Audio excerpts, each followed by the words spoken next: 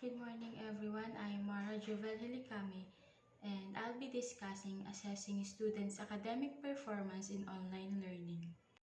Online learning has been changing the face of the education system for quite some time. Today, it is an integral aspect and a popular tool in a broader landscape of higher education. In addition, it gives the student experience in online learning during this pandemic. The flexible and interactive nature of online learning makes highly effective in learning advancement, increasing the knowledge of many students, and making faculty members better prepared to work in digital age. Assessment is one of the most critical dimension of education process. It focuses not only in identifying how many of the predefined education aims and goals have been achieved, but also works as a feedback mechanism that educators should use to enhance for teaching practices. Assessment is located among the main factors that contribute to high quality teaching and learning environment. This study aims to know the ways in assessing students' academic performance in online learning. The following are the research questions. First is, what are the ways to be conducted to assess academic performance of students in online learning? Second, what are the practices to use to evaluate students' performance? And last, how can this assessment help the students to improve academic performances? The objectives of this research are as follows. First is to identify the ways in assessing the performance of the students. Second, identify the practices to be used to evaluate student performance.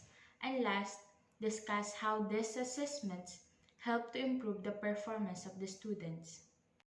The literature uses different ways to capture students' outcomes and performance in grades, student retention, student progression, perception of learning, and students' own perception as well. For the purpose of this review, the performance is understood as grades in module grades, final exam grades, midterm and assignment grades, and etc. Also, according to Sunal et al. In 2003, analyzed a body of research on best practices in asynchronous and synchronous online instruction in higher education. The study indicated that online learning is valuable and resulted in identification in potential best practices. Also, according to Limpriano and Atanaso in 2009, the value of assessment can be seen in the links that is formed with other education process. This point out that assessment is connected with the education goals of diagnosis, prediction, placement, evaluation, selection, grading, guidelines, or administration. So next is the design and methodology. The first aspect is the settings, where the researcher will be conducted the research in College of Industrial Education and Technological University of the Philippines main campus, and also the study population is 15 to 20 students. Next is the researcher study design.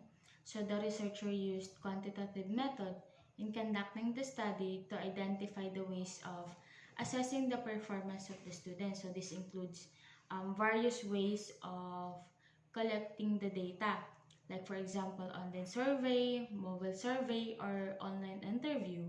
And the data that will be gathered will be evaluated, and the information will sum up for the result of the data. And last is the data collection. So the data will be gathered through online survey forms that will be distributed to the students as the participant of the study. So that would be all. Thank you and keep safe.